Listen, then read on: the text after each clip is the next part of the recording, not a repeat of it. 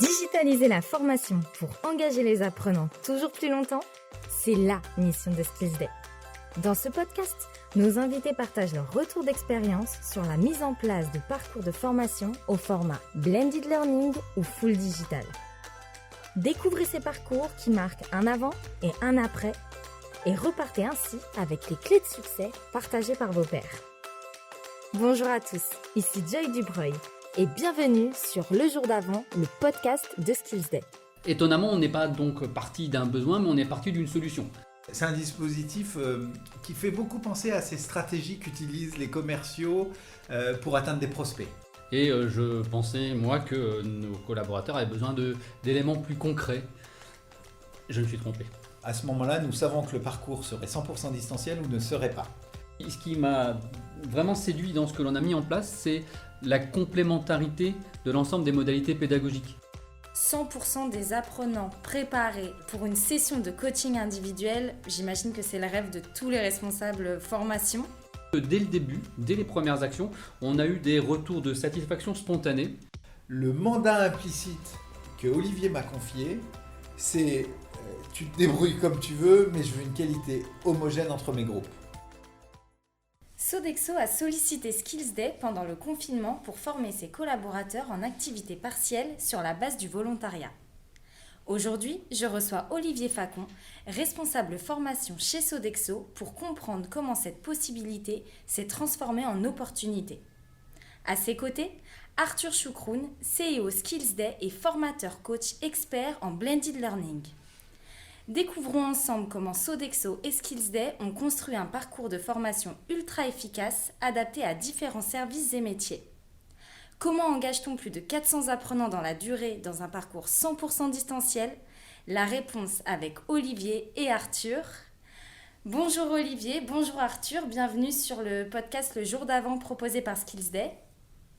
Bonjour Joy, bonjour Arthur. Bonjour Joy, bonjour Olivier. Alors effectivement Joy, les activités de Sodexo sur site sont délivrées par de très nombreuses équipes. Évidemment opérationnelles, mais on a aussi beaucoup d'équipes fonctionnelles et nos enjeux de formation sont nombreux. Je ne vais pas m'étendre de suite sur le sujet parce que je pense qu'on a l'occasion d'échanger sur ces éléments-là dans les minutes qui viennent. Merci Olivier. Arthur ? Bah oui, bonjour à nouveau à tous les deux. Donc oui, je suis Arthur, cofondateur de SkillsDay avec Susanna, Jessica et David. Et c'est vrai que ce qui nous rassemble dès l'origine de SkillsDay, c'est notre passion pour la pédagogie et notre obsession de créer de l'impact en formation. Alors naturellement, pour créer de l'impact, eh bien, il faut engager les apprenants et je crois qu'on va en parler un petit peu aujourd'hui. Finalement, aujourd'hui, le sujet, c'est plus de savoir si on va blender les formations, mais c'est plutôt comment créer le meilleur impact en conservant un engagement optimal des apprenants dans un parcours qui se veut désormais multimodal, synchrone et asynchrone. Voilà en résumé ce qui nous occupe et qui nous amuse au quotidien avec toute l'équipe SkillsDay. Merci Arthur. Alors Olivier, on se demande dans quel cadre avez-vous mis en place ce parcours de formation ? Notre projet commun Sodexo et SkillsDay est un projet qui est né cet été en pleine période de confinement. C'est une période où on avait perdu le contact avec nos collaborateurs, beaucoup étant bien évidemment en activité partielle. Et on voulait profiter de cet espace laissé libre par cette activité partielle pour réoccuper le terrain, pour revenir de façon positive et réengager tout le monde. Étonnamment, on n'est pas donc parti d'un besoin, mais on est parti d'une solution. On a pris ce risque, on a fait le pari que ça fonctionnerait et les résultats nous ont prouvé qu'effectivement, on ne s'était pas trompé. On a hâte d'en savoir plus. Avant ça, est-ce que tu peux nous expliquer les spécificités liées à ce projet chez Sodexo ? Ce projet, dès le début, on l'a basé sur le volontariat.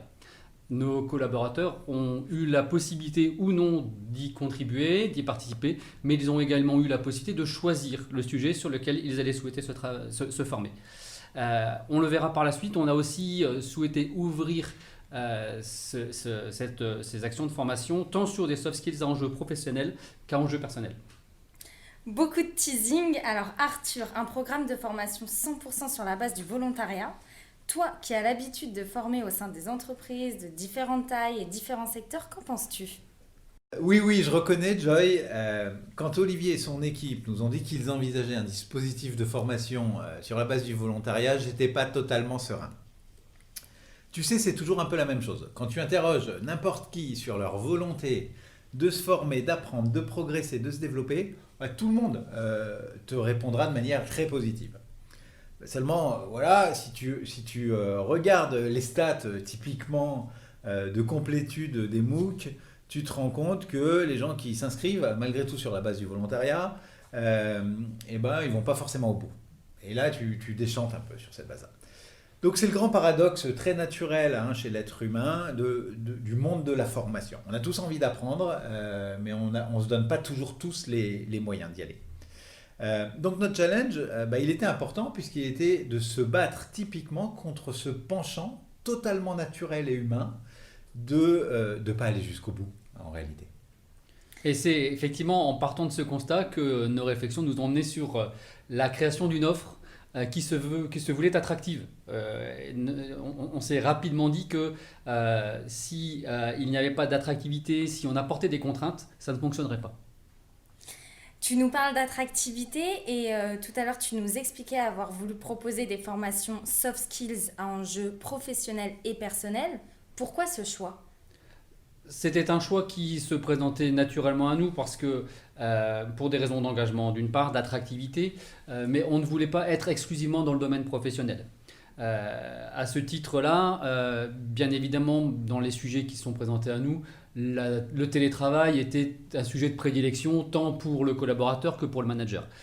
En ce qui concerne les compétences à vocation professionnelle, on a fait le choix là aussi de travailler sur la réalisation de présentations impactantes, d'intelligence collective, de management du changement. Mais on s'est aussi vite rendu compte que si on voulait attirer, il fallait parler de communication non violente, de gestion du temps et pourquoi pas de science du bonheur. On sait à quel point il est difficile de recruter des apprenants et de les mobiliser sur l'ensemble du parcours de formation qui, de mémoire, a duré 30 jours pour Sodexo. Arthur, comment vous y êtes pris avec l'équipe projet pour construire ce parcours de formation ? D'abord, tu as raison. Il faut non seulement les recruter, les apprenants, et ensuite les conserver motivés à chaque étape du parcours. Et là aussi, on sait qu'en cumulant les événements et les modalités, on prend toujours le risque d'en laisser quelques-uns au bord du chemin.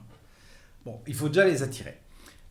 Et sur ce sujet, le premier apprentissage collectif avec Olivier et son équipe, la première bonne pratique, c'est que à la fois le client donneur d'ordre, donc Olivier en l'occurrence, et l'organisme de formation, nous, SkillsD, il faut que les deux parties on se sentent complètement investis de cette première mission de communication et de marketing du dispositif de formation. D'expérience, si l'une des deux parties baisse les bras, ça ne marche pas.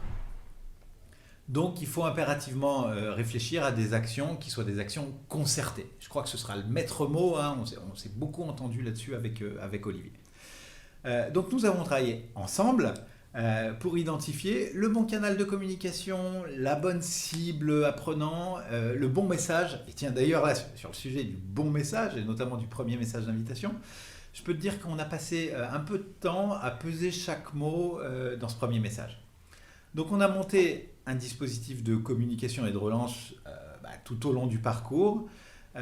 C'est un dispositif qui fait beaucoup penser à ces stratégies qu'utilisent les commerciaux pour atteindre des prospects. On était dans le même mindset d'attirer les apprenants.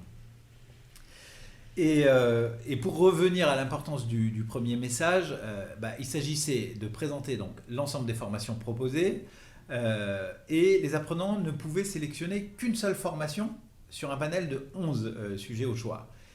Et moi, j'exclus pas que le fait de ne pouvoir en sélectionner qu'une seule, ça a contribué à améliorer la valeur perçue du dispositif chez certains apprenants. Effectivement, Arthur, je tiens à souligner une des conditions de réussite de l'ensemble du projet qu'on a mené ensemble, qui est le pilotage commun. Tant dans le système d'information qu'on a pu mettre en place, les relances, les mails de communication, que le suivi individuel qu'on a pu mener et qui nous a permis là aussi une réactivité immédiate tout au long de ce dispositif. Je pense qu'on était à 2 réunions de pilotage par semaine, quasiment au plus fort de l'exercice. Et les actions que l'on a pu mettre en œuvre étaient partagées de fait, tant côté Sodexo que côté SkillsDay. Alors, parmi les titres dont tu nous parlais tout à l'heure, Olivier, il y en a un qui m'a interpellée, c'est la science du bonheur. Former ses collaborateurs sur la science du bonheur, c'est novateur. C'est un sujet auquel tu tenais particulièrement ? Pas du tout. Pas du tout. À vrai dire, nous avions déjà choisi 11 thèmes et nous nous sommes rendus compte que l'un d'entre eux faisait redite avec un précédent. Et donc, on tenait à 11 et on a voulu en trouver un 11e de remplacement.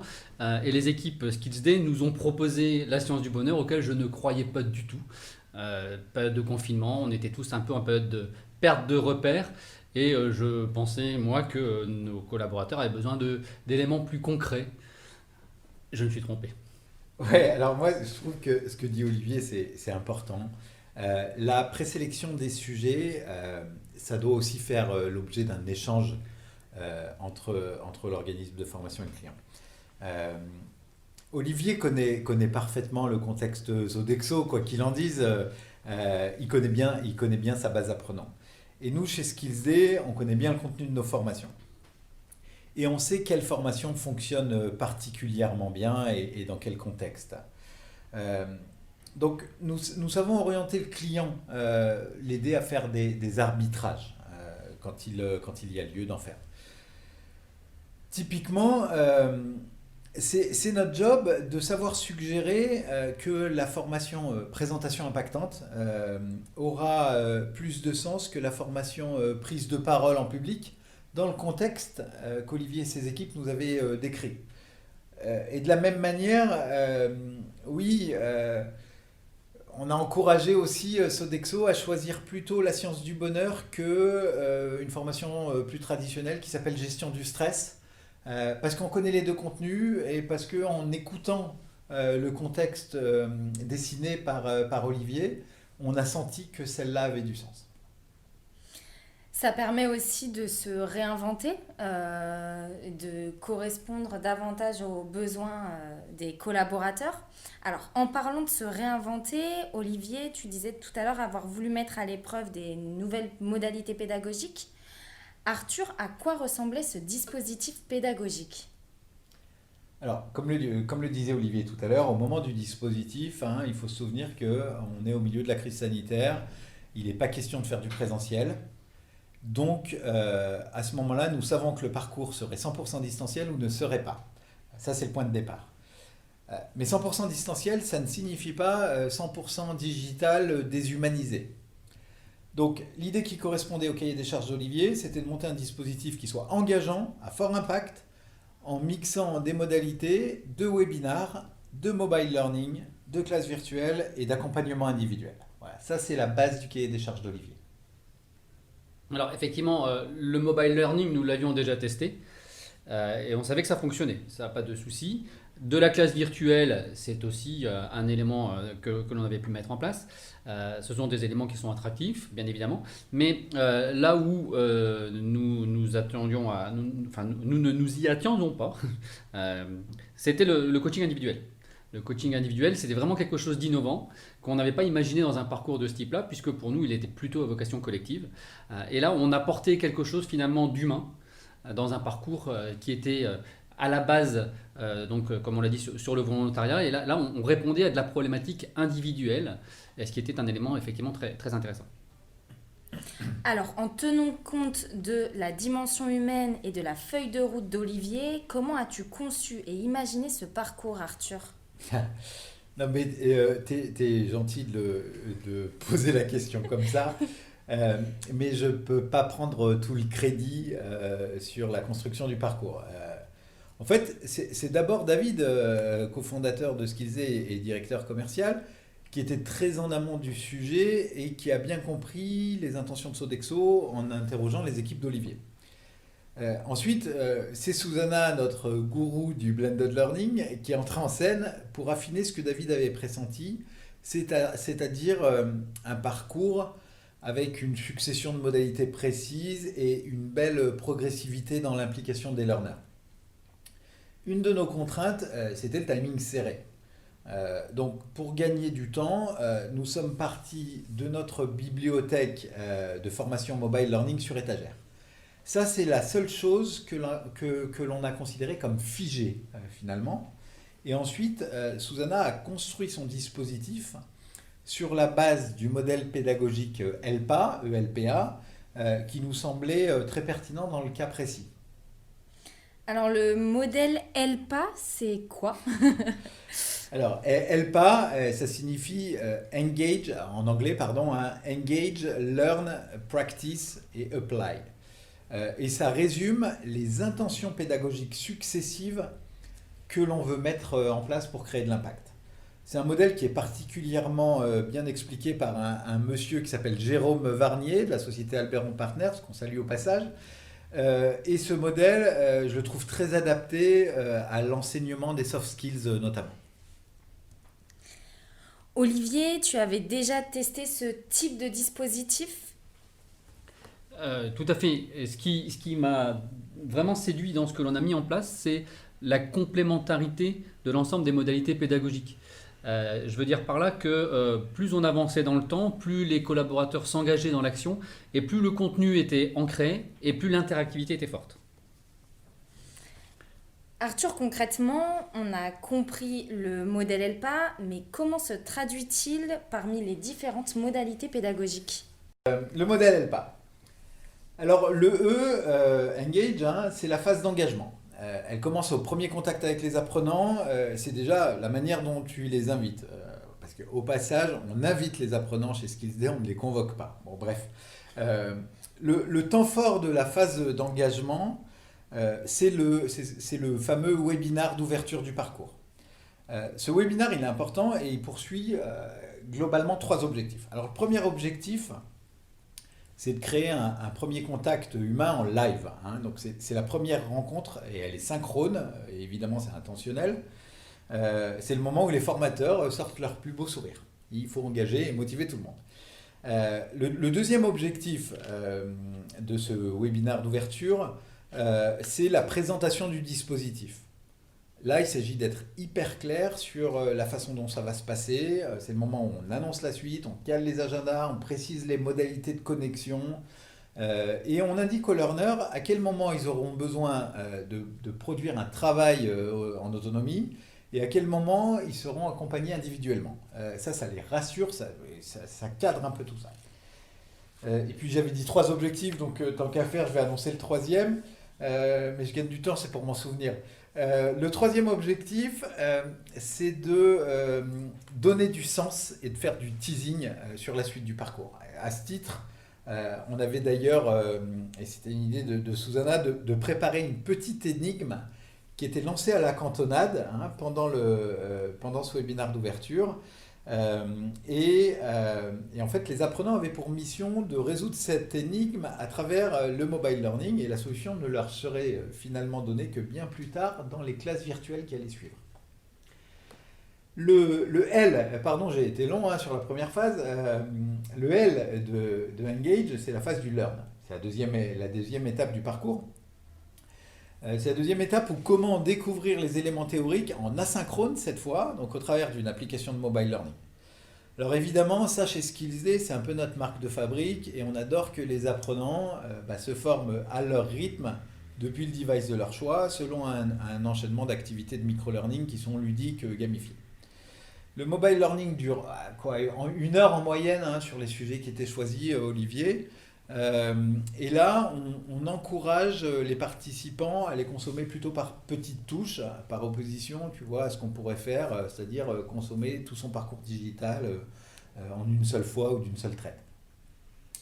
Cet apprentissage donc théorique et autonome, ça c'est le socle sur lequel on s'appuie pour créer des échanges qui sont productifs lors de l'étape d'après, qui est l'étape pratique du P, le fameux practice. Donc cette étape P, elle prend la forme d'une classe virtuelle de training intensif. Là, la théorie, elle est réputée acquise, même si on sait qu'il est toujours pertinent d'y revenir ici et là, tu vois, pour rafraîchir la mémoire, vérifier la compréhension, ou compléter même quelques notions théoriques. N'empêche que, comme son nom l'indique, l'étape P, practice, c'est le temps fort de l'entraînement en classe virtuelle. Le formateur, là, du coup, il n'a pas une posture de sachant, mais il a une posture tantôt de facilitateur, tantôt de coach. Les participants font des exercices, tu vois, ils s'entraînent dans des mises en situation et ils débriefent entre pairs et avec le formateur.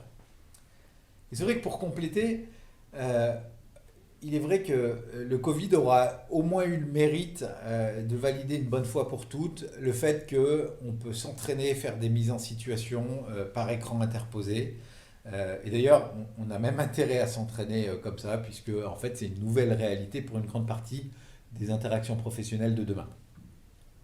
Donc enfin, à l'issue de cette classe virtuelle d'entraînement, les participants repartent avec un travail personnel, préparatoire pour la dernière étape, qui est l'étape d'accompagnement individuel.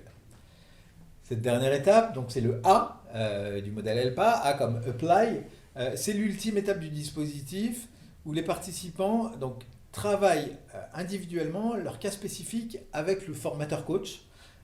Et là, ce qui s'est passé, c'est que les formateurs ont eu l'immense plaisir de voir arriver des participants qui étaient hyper préparés lors des sessions de coaching individuel. Donc, non seulement ils avaient préparé des situations précises sur lesquelles ils voulaient échanger avec leur coach, mais bien souvent, dans le cadre de leur préparation, ils avaient aussi révisé des éléments théoriques.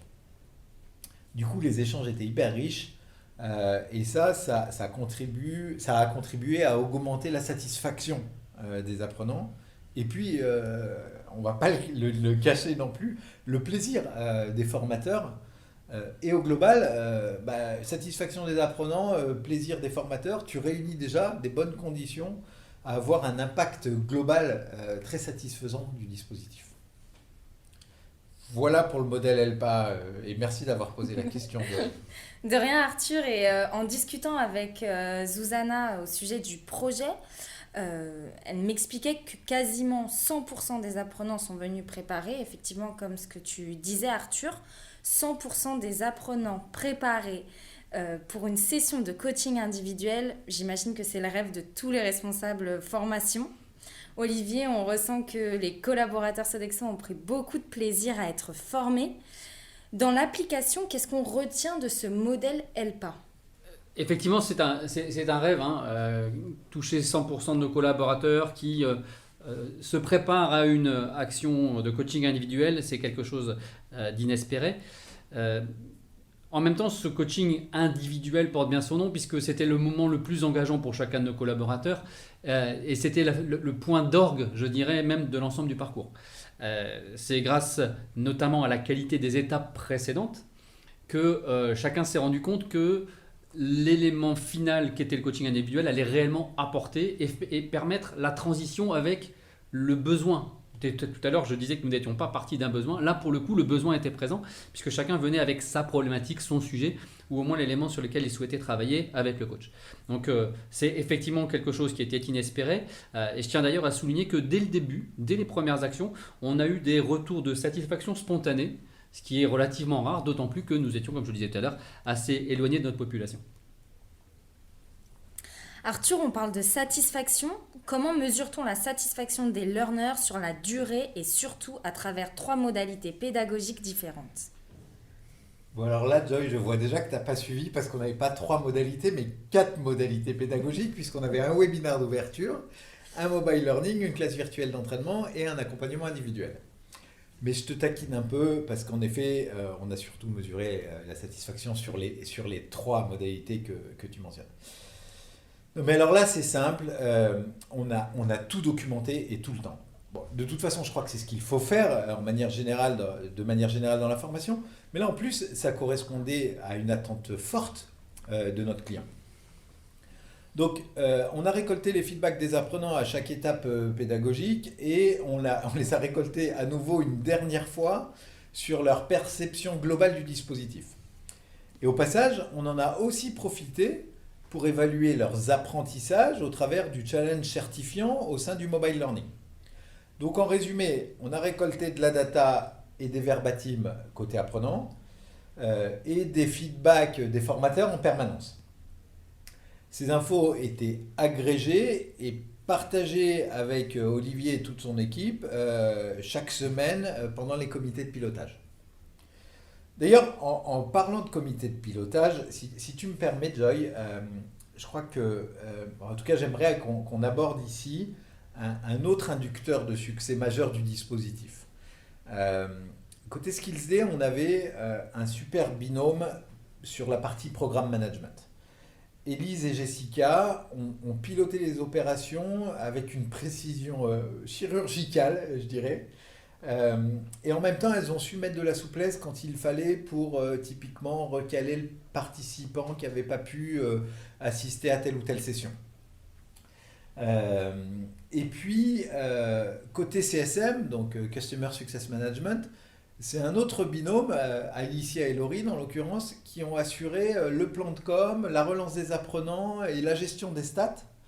Mais toutes ces actions, elles ont toujours été conduites de manière concertée avec l'équipe d'Olivier. On comprend que le modèle pédagogique, c'est vraiment la colonne vertébrale du projet. Olivier, d'après toi, quels en sont les facteurs clés de succès ? Les facteurs clés de succès sont multiples. En premier lieu, il y avait la liberté. La liberté de se former et la liberté de choisir son sujet. Donc c'est un premier élément assez fort. Le deuxième, c'était un modèle pédagogique séquencé. Les différentes étapes dont vient de nous parler Arthur, cumulées, c'était quelque chose d'innovant, c'était quelque chose de nouveau que nous n'avions jamais mis en œuvre chez nous et qui a interpellé dès le début. Et puis, bien sûr, ce mix de modalités pédagogiques avec le point final du coaching individuel était vraiment un élément très fort. Et puis, ce qui a bien fonctionné aussi, c'est la facilité d'intégrer l'ensemble de ces éléments sur le plan technique et technologique, que les gens utilisent ou non leur smartphone, qu'ils utilisent ou non leur poste informatique professionnel. Aucune difficulté n'a été rencontrée par rapport à ces éléments-là. Je souscris tellement à tout ce que Olivier vient de nous dire autour de la question finalement des facteurs clés qui expliquent le succès du dispositif. Il y en a un qu'on n'a pas mentionné, c'est l'alignement des formateurs. En fait, c'est vrai que sur un dispositif distanciel, et notamment pour des classes virtuelles, la précision des itinéraires pédagogiques n'est pas négociable. En fait, une classe virtuelle, c'est court, donc tu ne peux pas te permettre que le formateur fasse un numéro de claquette et qu'il parte dans une digression dont lui seul a le secret et qui ne serait pas reproductible. Quand tu as 10 classes virtuelles sur une même thématique animée par des formateurs différents, le mandat implicite que Olivier m'a confié, c'est tu te débrouilles comme tu veux, mais je veux une qualité homogène entre mes groupes. Donc là, il n'y a pas de secret. La meilleure solution, c'est d'impliquer les animateurs dès l'ingénierie pédagogique, de construire des itinéraires pédagogiques qui sont hyper précis. Alors ça, chez SkillsD, c'est toujours fait sous la supervision bienveillante de Susanna, qui est la patronne de la pédago. Et après, pour chaque thématique, on a un formateur référent sur le contenu et il organise des sessions de filage avec les autres formateurs susceptibles d'animer la thématique. Et normalement, ils doivent l'interroger à tout moment. Ce qui a aussi parfaitement fonctionné, c'était notre groupe de travail commun, SkillsD et Sodexo, où nous avions en permanence deux maîtres mots, les délais.